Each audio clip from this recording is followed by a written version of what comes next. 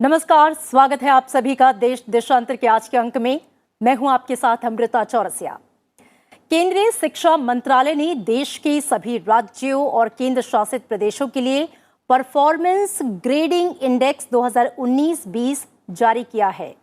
इस इंडेक्स में पंजाब, चंडीगढ़, तमिलनाडु, अंडमान और निकोबार, केरल ने साल 2019-20 के सत्र में सर्वाधिक यानी कि A++ ग्रेडिंग हासिल की है। इसके साथ ही 13 राज्यों और केंद्र शासित प्रदेशों ने इंफ्रास्ट्रक्चर और सुविधाओं के लिहाज से 10% या उससे अधिक का सुधार दिखाया है। वहीं अंडमान निकोबार द्वीप समूह और ओडिशा ने 20% या इससे अधिक का सुधार जो है वो इस इंडेक्स में दिखाया है। उत्तर प्रदेश की बात करें तो अपने पिछले प्रदर्शन से करीब 20% का जो है वो सुधार हुआ है, इजाफा हुआ है। खास बात यह है कि अधिकांश राज्य और केंद्र शासित प्रदेशों की ग्रेडिंग में पिछले साल की तुलना में बेहतर सुधार हुआ है। यानी कि देश भर में स्कूली शिक्षा के स्तर पर राज्यों का परफॉर्मेंस पहले से बेहतर हुआ है। इस इंडेक्स में राज्यों और केंद्र शासित प्रदेशों की स्कूल शिक्षा को उनकी परफॉर्मेंस के आधार पर अलग अलग ग्रेड में रखा गया है। ग्रेडिंग के दौरान स्कूलों तक बच्चों की आसान पहुंच, शिक्षा की गुणवत्ता, सीखने की नई तकनीकें, बुनियादी सुविधाएं और ढांचागत विकास जैसे 70 मापदंडों को आधार बनाया गया है, जिसका मुख्य उद्देश्य शिक्षा व्यवस्था से अधिक बेहतर परिणाम हासिल करना है। देश देशांतर के आज के अंक में हम बात करेंगे देश भर में शिक्षा के स्तर और उसकी गुणवत्ता के स्तर में सुधार को दर्शाता परफॉर्मेंस ग्रेडिंग इंडेक्स 2019-20 की। जानेंगे कि इन राज्यों का प्रदर्शन सभी मानकों पर खरा उतरा है, यानी कि बेहतर है, और उसके पीछे के कारण क्या हैं। स्कूली शिक्षा में गुणात्मक सुधार के लिए किए जा रहे प्रयासों पर भी अपने खास मेहमानों से करेंगे चर्चा। आइए सबसे पहले मैं आपसे उनका परिचय करवा दूं। प्रोफेसर सरोज शर्मा हैं मेरे साथ, आप चेयरपर्सन हैं NIOS। बहुत स्वागत है मैम आपका संसद टीवी में। साथ ही पीयूष प्रकाश हैं, आप सीनियर एसोसिएट हैं एजुकेशन नीति आयोग। आप दोनों का बहुत स्वागत। चर्चा की शुरुआत सबसे पहले पीयूष मैं आपसे कर लेना चाहूंगी। परफॉर्मेंस ग्रेडिंग इंडेक्स 2019-20 जो जारी किया गया है और उसमें जिस तरीके के आंकड़े दर्शाए गए हैं, और जो सबसे अच्छी बात, एक शुभ संकेत कि लगभग सभी राज्यों ने और केंद्र शासित प्रदेशों ने पिछले सालों की तुलना में काफी बेहतर प्रदर्शन किया है। सबसे पहले मैं आपसे ये जानना चाहूंगी कि ये जो सुधार दिख रहा है, ये जो गुणात्मक परिवर्तन दिख रहा है, वो शिक्षा के जो हमारे लक्ष्य हैं, खासकर अगर हम स्कूली शिक्षा की बात करते हैं तो उसके लिए कितना जरूरी है, और साथ ही इस इंडेक्स पर भी मैं आपकी टिप्पणी चाहूंगी।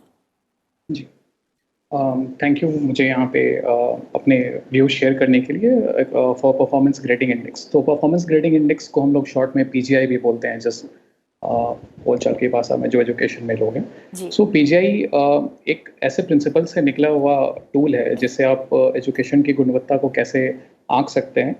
तो ये प्रिंसिपल ये है, जैसे बहुत ही फेमस मैनेजमेंट थिंकर है पीटर ड्रकर, उन्होंने कहा है if it is can not be measured it can not be managed. तो अगर आप किसी चीज को माप ही नहीं सकते हैं तो आप उसको मैनेज कैसे करेंगे। तो इसी पर्टिकुलर प्रिंसिपल के बेसिस पे परफॉर्मेंस ग्रेडेड इंडेक्स जो है वो डिफरेंट स्कूल एजुकेशन के जितने भी राज्य हैं उनको उनकी परफॉर्मेंस को आंकता है और उन्हें बताता है कि आप किन मानकों पर पीछे रह गए हैं, आपको किन मानकों पर काम करने की ज़रूरत है।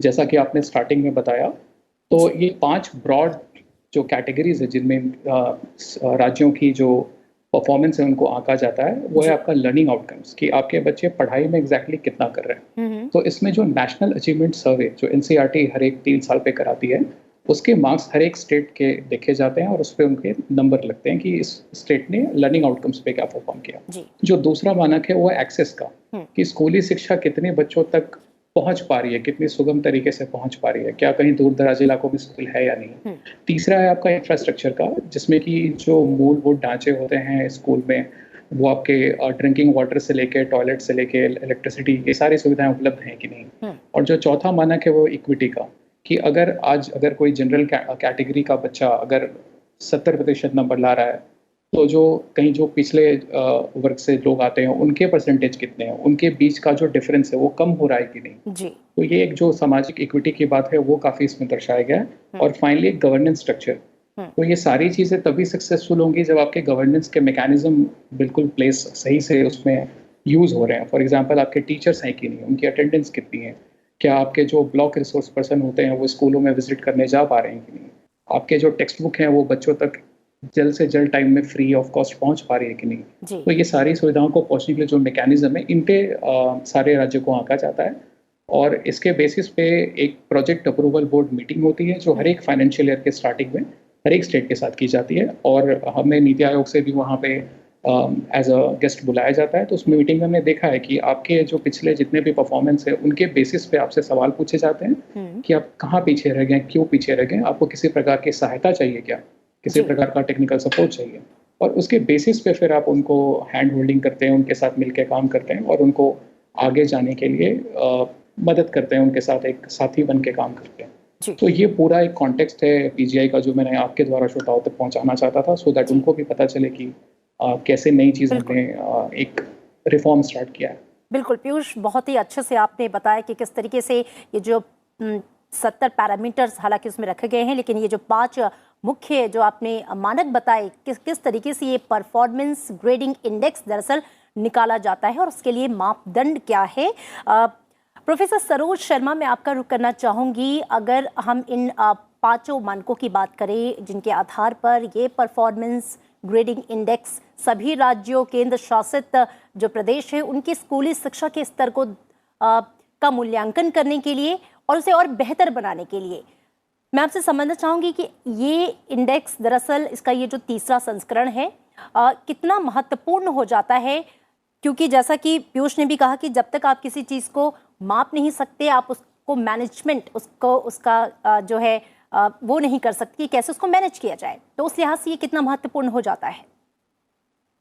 जी, आपकी बात का उत्तर देने से पहले मैं थोड़ा सा बात करना चाहूंगी। जैसे पीयूष जी ने बताया, पीटर ड्रकर को कोट किया है, उसी भी संदर्भ में मैं लूथर गुलिक को भी कोट करना चाहूंगी। जैसे उन्होंने मैनेजमेंट की प्रिंसिपल्स में एक पोस्ट को आपकी थ्योरी बड़ी अच्छी दी थी कि कैसे हम प्लानिंग करें, कैसे हम किसी चीज को संयोजित करें, ऑर्गेनाइजिंग इसको कहेंगे, कोऑर्डिनेशन कहेंगे, और रिक्रूटमेंट और बजटिंग। ये 5 और 7 जो उसके पहले के पैरामीटर्स हैं, आजकल इसको 4 चीजों में डिवाइड किया गया है, planning, organising, recruitment and budgeting. तो मुझे लगता है जो 70 पैरामीटर्स की जो आप बात कर रही हैं और पीयूष जी जिन 5 विभागों में इसको बांटने की बात कर रहे थे कि मोटे तौर पे हमने 5 चीजों को प्रमुख रूप से देखा। तो देखिए, किसी भी चीज की सफलता में हम किस तरीके से प्लान करते हैं, ये एक महत्वपूर्ण बिंदु होता है। और प्लानिंग हमेशा होती है, मगर जब तक उसका इम्प्लीमेंटेशन ठीक से ना हो, उसकी मॉनिटरिंग ठीक से ना हो, तो अभी जो आप कह रही थी कि बहुत अच्छा विभिन्न स्टेट्स ने परफॉर्म किया है, तो परफॉर्मेंस इंडेक्स में एक तरीके से ये हमारा गुड गवर्नेंस ऊपर से लेके नीचे तक का जो फ्लो है, एक तरीके से जो चला आया है, और एक मोटिवेशनल एस्पेक्ट होता है, जिस तरीके से मंत्रालय की तरफ से मोटिवेशन किया गया, पूरी की पूरी लोग इसमें जुड़े हुए थे, स्कूली शिक्षा विभाग बहुत अच्छे से काम कर रहा था और विभिन्न भागों में टास्क बांटे गए। इन टास्क का असर ये हुआ कि समय समय पे मीटिंग होती रही, समय समय पे मॉनिटरिंग होती रही, और एक तरीके से एडवाइस भी उनको समय समय पे दिया गया, उससे एक मोटिवेशन बना रहा। और आज जो आप देख रही हैं कि बहुत अच्छा कुछ राज्यों ने किया है, तो मुझे लगता है कुल मिला के इसी समीक्षा का समय समय पे समीक्षा की गई, उसका भी असर है। दूसरा, मैं आपसे और एक बात कहना चाहूंगी कि पहले जो सर्व शिक्षा अभियान था, उसको समग्र शिक्षा के अंतर्गत समाहित कर दिया गया, जिससे उसमें और भी एस्पेक्ट जुड़ गए।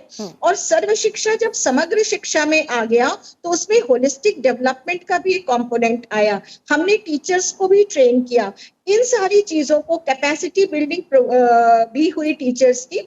तो ये सारी चीजें, जैसे कंटेंट डेवलपमेंट होता है, उसका डिसेमिनेशन कैसे किया जाए, इसकी भी बहुत सारी बात होती है। क्योंकि मैं ऑनलाइन शिक्षण में हूं, तो मैं आपसे ये भी कह सकती हूँ कि दीक्षा पोर्टल पे बहुत ज्यादा स्टडी मटेरियल भी थे, बच्चों ने उसको भी पढ़ा, और शायद जो कोविड की पिछले साल की जो स्थिति थी, उसमें भी हमारे बच्चे सफल रहे इन चीजों को पढ़ने में, जो दीक्षा पोर्टल पे है। और जहां तक प्लानिंग और ऑर्गेनाइजिंग की बात है, निश्चित रूप से एक सफल संयोजन और बंधा हुआ नेतृत्व, कसा हुआ नेतृत्व और उसके साथ साथ जो चैलेंज को एक्सेप्ट करने का मादा है, ये सारी चीजों का मिला जुला रूप था जो आज हमें परफॉर्मेंस इंडेक्स पे दिखाई देता है। और निश्चित रूप से ये आगे के लिए शुभ संकेत है कि हम और इन क्षेत्रों में अच्छा काम करें, जिससे हमारे जो दूसरे राज्य जो थोड़ा सा भी पिछड़े हुए दिख रहे हैं, जो आगे के दूसरे स्टेट्स आ गए हैं, निश्चित रूप से वहां भी ये चीजें उन्हें मोटिवेशन मिलेगा और अगले कुछ वर्षों में हमें और भी अच्छा परिणाम मिलेगा। बिल्कुल बिल्कुल। पीयूष, जो बातें प्रोफेसर सरोज ने भी कही, सर्व शिक्षा से समग्र शिक्षा की ओर हम बढ़ें और उसमें हमने जो काम किया उसका जो नतीजा है वो कहीं ना कहीं सामने है। मैं आपसे चाहूंगी कि आप बताएं कि इस परफॉर्मेंस ग्रेडिंग इंडेक्स के जो नतीजे आए हैं और राज्यों का जिस तरीके का प्रदर्शन रहा है वो क्या दर्शाता है?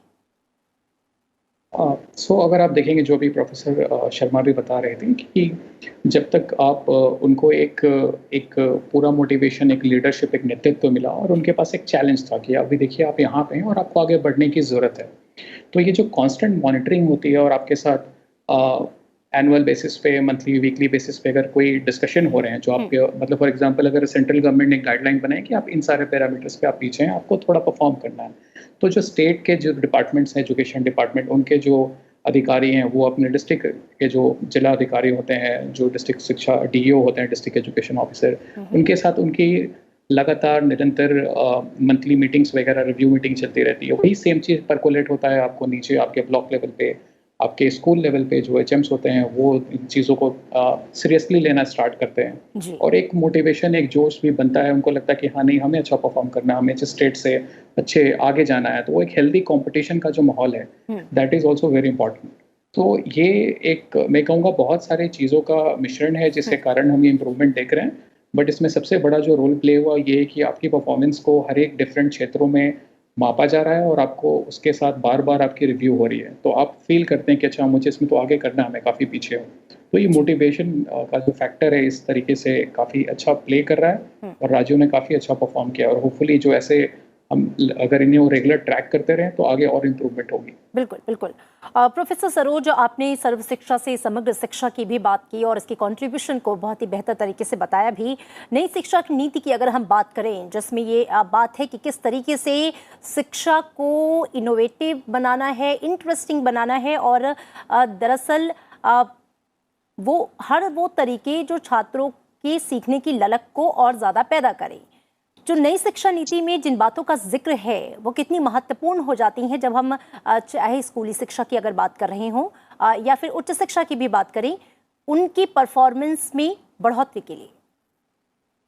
जी, आप राष्ट्रीय शिक्षा नीति जो आई है 2020 जिसको कहा गया है, और आमतौर पे इसको लोग न्यू एजुकेशन पॉलिसी भी कहते हैं, मगर ये नेशनल एजुकेशन पॉलिसी 2020 है जो अब मूर्त रूप ले रही है। आप जब इसको देखेंगी तो ये 4 भागों में विभक्त है और इतना अच्छा और सधा हुआ ये पॉलिसी ड्राफ्ट है और जो पॉलिसी का रूप ले रहा है। इसमें पहला भाग जो है वो पूरी तरीके से स्कूली शिक्षा को और दूसरा भाग है उच्च शिक्षा की बात करता है।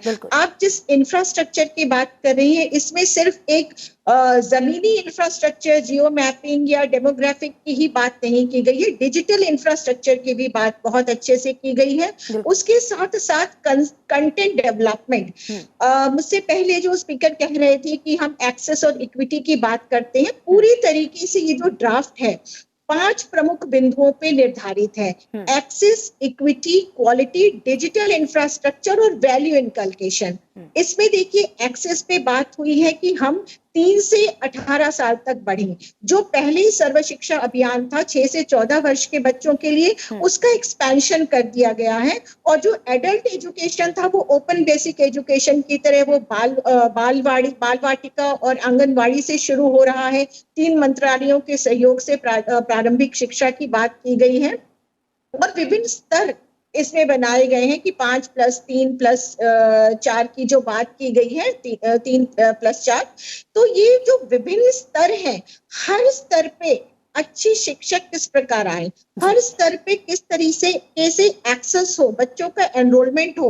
और ये जो नीति है वो सिर्फ लिटरेसी की बात नहीं करती है, नो डाउट इसमें लिटरेसी या न्यूमरेसी की बात की गई है, ये विद्या की भी बात करती है कि हम बच्चों को शिक्षित करें और सही मायनों में शिक्षित करें, ना कि सिर्फ उनका नंबर एनरोलमेंट बढ़ाएं। तो ये तो बात हुई एक्सेस, जो कि स्कूली शिक्षा में, और साथ ही साथ ये हायर एजुकेशन में भी एक्सेस की बात करती है, जो यूनेस्को का मिलेनियम 2030 गोल्स है। राष्ट्रीय शिक्षा नीति उसकी पैरामीटर्स को भी प्रारंभ करती है और उनके पैरामीटर्स को अचीव करने की बात करती है कि हम 2030 तक 100% साक्षरता स्कूली शिक्षा में ले आएंगे, और हायर एजुकेशन में हम 60% एजुकेशन की बात करते हैं कि हम इतनी लिटरेसी रेट या इतना एनरोलमेंट, लिटरेसी तो मैंने गलत यूज किया, मगर हम एनरोलमेंट इसमें बढ़ाएंगे, क्योंकि आमतौर पे ये देखा जाता है कि एलिमेंट्री एजुकेशन के बाद और सेकेंडरी एजुकेशन में थोड़ी सी संख्या घटती है, और सेकेंडरी एजुकेशन के बाद जब हायर एजुकेशन में जाती है तो एनरोलमेंट रेट घट जाता है। तो ये तो बात हुई एक्सेस की। इक्विटी की जो बात है, समान तरीके से सभी को, इंक्लूजन की बात करती है ये पॉलिसी कि सभी को जोड़ के चलना, समाज की वो वंचित समूह, पिछड़े वर्ग, ट्राइबल क्षेत्र, बहुत सारे ऐसे डेमोग्राफिक रूप में जो पिछड़े हुए क्षेत्र हैं, इसके साथ साथ जो स्पेशल बच्चे हैं उनकी भी शिक्षा की बात हो जाती है। तो इंक्लूजन इक्विटी के साथ आता है, जिसे मैंने कहा कि आपको एक्सेस, इक्विटी और क्वालिटी, आप कितनी भी शिक्षा दें, अगर उसमें गुणवत्ता नहीं होगी तो शायद हम, लर्निंग आउटकम की अभी बात हो रही थी, तो हम उस गुणवत्ता को प्राप्त करने के लिए हमें उस गुणवत्ता के मापदंडों को भी मानना बहुत आवश्यक है। तो हर क्षेत्र में हमारा कंटेंट कैसा हो, उसका डिसेमिनेशन कैसा हो, उसके साथ साथ बच्चों ने कितना सीखा, उसका जो असेसमेंट है उस पर भी स्कूली शिक्षा में परख करके एक डॉक्यूमेंट है, उस पे भी काफी काम हम लोग मंत्रालय के स्तर पे कर रहे हैं। हम सभी ऑटोनोमस बॉडीज जुड़े हुए हैं और काफी काम उस पे हो चुका है परख में, कि हम किस तरीके से जो शिक्षा दे रहे हैं उसमें हम बच्चों का इवैल्यूएशन, असेसमेंट और इवैल्यूएशन किस तरीके से करें। तो ये सब गुणवत्ता को नापने का है। चौथी बात मैं कह रही थी कि वैल्यू एजुकेशन, मूल्य परक शिक्षा, और पांचवी बात जो है भारत केंद्रित शिक्षा। हमारी भारतीय भाषाओं को हम समृद्ध करें, रीजनल भाषाओं को हम समृद्ध करें, और साथ ही साथ हमारे बच्चों को भारतीय संस्कृति, हमारी विरासत के प्रति गर्व महसूस हो। तो इस गर्व को महसूस कराने वाली मूल्य आधारित भारत केंद्रित शिक्षा, जिसमें बच्चा अपनी मातृभाषा में या क्षेत्रीय भाषाओं में शिक्षा प्राप्त करे। तो ये जो 5 प्रमुख बिंदु हैं, इसकी बात ये राष्ट्रीय शिक्षा नीति करती है, और काफी काम इसमें चल रहा है। राष्ट्रीय स्तर पे नेशनल करिकुलम फ्रेमवर्क की बात हो रही है, स्टेट के स्तर पे भी स्टेट करिकुलम फ्रेमवर्क रहेगा। साथ ही साथ मैं जिस डिजिटल इंफ्रास्ट्रक्चर की बात कर रही थी जी, ये जो पहले और दूसरे अध्याय हैं, चैप्टर 1 और चैप्टर 2, उसके बाद जो चैप्टर 3 है, अदर की एरियाज, इसमें डिजिटल इंफ्रास्ट्रक्चर को स्ट्रॉन्ग करने की बहुत ज्यादा बात की गई है, क्योंकि निश्चित रूप से हमारे यहाँ एक डिजिटल डिवाइड है, बहुत बड़ा हमारा देश है, आदिवासी क्षेत्र है, पहाड़ी क्षेत्र है, समुद्री जगहें हैं, और वहां पे शायद इतनी विशाल जनसंख्या भी है। तो डिजिटल इंफ्रास्ट्रक्चर को हम जब तक समृद्ध नहीं करेंगे, क्योंकि ऑनलाइन मोड पिछले 1 साल में एक रियलिटी बन गया है। हम दीक्षा पोर्टल पे सारे टीचर्स ने बहुत अच्छे एजुकेशनल कंटेंट तैयार करे हैं। साथ ही साथ प्रधानमंत्री ई विद्या चैनल, जो 12 चैनल है, उनके द्वारा बच्चों को प्रतिदिन शिक्षा दी जा रही है। जो दीक्षा पोर्टल है शिक्षा मंत्रालय का, उसके द्वारा शिक्षा लेना। दूसरा एनसीईआरटी का आप जिक्र कर रही थी, निष्ठा के माध्यम से शिक्षकों को ऑनलाइन प्रशिक्षित किया गया। डीएलएड में हम एनआईएस प्रशिक्षित करते हैं अपने शिक्षकों को प्राथमिक स्तर के। तो ये सारी चीजें चल रही हैं उसी गुणवत्ता के मापदंड को प्राप्त करने के लिए। तो डिजिटल इंफ्रास्ट्रक्चर भी हो रहा है। आपने इनोवेशन की बात की, शायद ये नीति ऐसी है जो सबसे ज्यादा शोध और इनोवेशन की बात करती है। नेशनल रिसर्च फाउंडेशन की बात हुई है। साथ ही साथ स्कूली स्तर पे हम एक्शन रिसर्च पे बहुत काम कर रहे हैं। शिक्षकों को इनोवेशन के लिए पुरस्कार पिछले वर्षों में दिए गए हैं। तो ये सारे नवाचार जो हैं वो राष्ट्रीय शिक्षा नीति के माध्यम से आगे भी आएंगे और अभी पिछले हाल के वर्षों में काफी इस पे काम हुआ है। निश्चित रूप से भविष्य उज्जवल है और जल्दी ही आप देखेंगे कि ये जो नीति है कैसे पुष्पित और पल्लवित हो रही है और हमारे छात्रों के परफॉर्मेंस पे और भी अच्छा। शायद आप एक अन्य कार्यक्रम करना चाहें जिसमें आपको ये कहना पड़े कि लगभग सारे राज्य बहुत हमारे जो पैरामीटर्स को पूर्ण कर चुके हैं, तो निश्चित रूप से प्रयास जारी है और अच्छे परिणाम मिलेंगे। बिल्कुल, हम उम्मीद करते हैं कि आपकी ये बातें एकदम सच हों, क्योंकि उस ओर जो काम है, प्रयास हैं, पूरी शिद्दत के साथ किए जा रहे हैं और जमीनी स्तर पर क्या कुछ हो रहा है आपने बहुत ही अच्छे तरीके से और विस्तार से सारी बातों को समझाया। प्रोफेसर सरोज, पीयूष, मैं आपका रुख करना चाहूंगी। बावजूद इनके, क्योंकि एक दो राज्य ऐसे भी हैं जो शायद मानकों में कुछ हद तक पीछे रह गए हैं, हम चर्चा जरूर करना चाहेंगे चुनौतियों की भी, क्योंकि आज भी दूर दराज के इलाकों में हम डिजिटल एजुकेशन की बात कर रहे हैं, इनोवेटिव एजुकेशन की बात कर रहे हैं, लेकिन बहुत से ऐसे दूर दराज के इलाके या तबके ऐसे हैं जिन तक ये पहुंच संभव नहीं है, हालांकि वहां तक जाने की कोशिश की जा रही है। इतने सकारात्मक नतीजे आने के बाद भी पीयूष, अगर मैं कहूँ कि चुनौतियां अभी आप और क्या देख रहे हैं जिस पर काम किए जाने की ज़रूरत है? आपने बिल्कुल सही कहा कि जैसे बहुत सारे राज्य हैं जिन्होंने काफ़ी अच्छा परफॉर्मेंस दिखाया, बट ऐसे भी राज्य हैं जो काफ़ी अभी भी उनमें बहुत ज़्यादा सुधार की ज़रूरत है जी।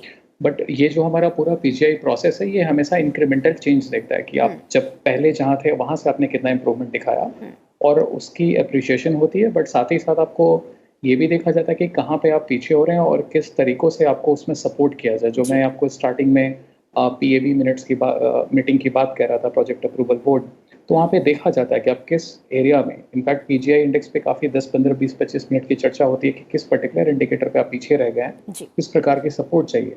और बहुत सारे राज्यों में एक इनोवेशन का कंपोनेंट भी होता है जहाँ पे वो कुछ अगर नया ट्राई करना चाहते हैं, अगर जो उनके राज्य के लिए, उनके किसी पर्टिकुलर जिले के लिए बहुत ही भिन्न स्थिति है और उसमें वो उनका कुछ अलग ही अप्रोच चलेगा, जैसे दूर दराज के पहाड़ी इलाके हैं, तो वहाँ पे आपके जो एक्सेस है, जो बच्चों का आना जाना है, वो एक अपने आप में बहुत ही मुश्किल भरा काम है।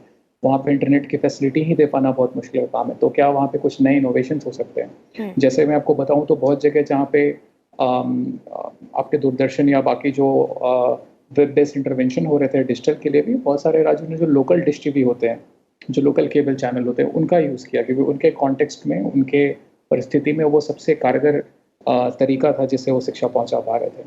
तो ये इनोवेशन का कंपोनेंट रहता है, बट इसके साथ ही हमें एक इंस्टीट्यूशनल सपोर्ट भी देना पड़ेगा, जिससे राज्य जो है, जिसमें राज्य सरकारों को और जो केंद्र सरकार है मिलके एक रोड मैप बनाना पड़ेगा और उसके थ्रू कैसे सिस्टमिक रिफॉर्म हो सकता है ओवरऑल किस प्रॉपर एरियाज़ में।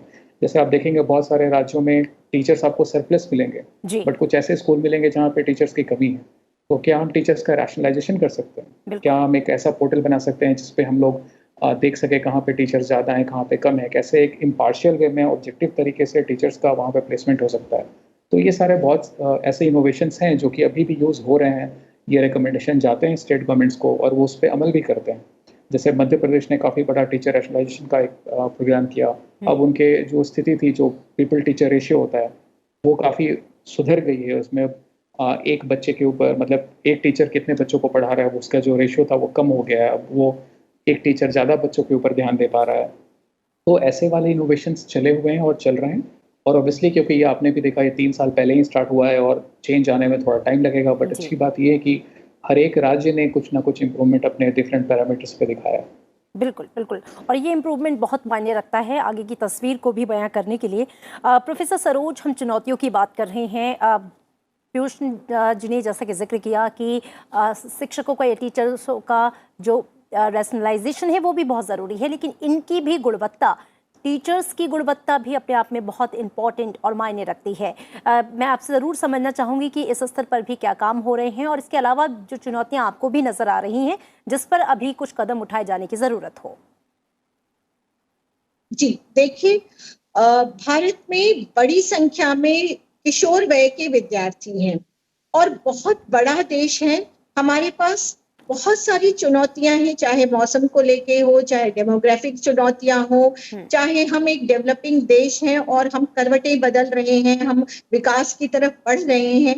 वो सारी चुनौतियां हैं, मगर साथ ही साथ मैं कहना चाहूंगी कि शिक्षा के क्षेत्र में हम जम के काम कर रहे हैं और जो आज का परिणाम है ये दिखाता है कि हम उन चुनौतियों से लड़ने में सफल हुए हैं और निश्चित रूप से आगे के लिए प्रेरणा मिलती है। आपने शिक्षकों की बात की, तो जैसे राष्ट्रीय शिक्षा नीति में मैंने स्कूली विद्यार्थियों के enrolment, access, equity and quality की बात की, उसी तरीके से शिक्षकों के कैपेसिटी बिल्डिंग की भी बात की गई है कि कैसे हम उनकी क्षमता को बढ़ाएं और कैसे हम उनमें ज्यादा से ज्यादा कंटेंट डेवलपमेंट, कंटेंट को कैसे वो पढ़ाएं।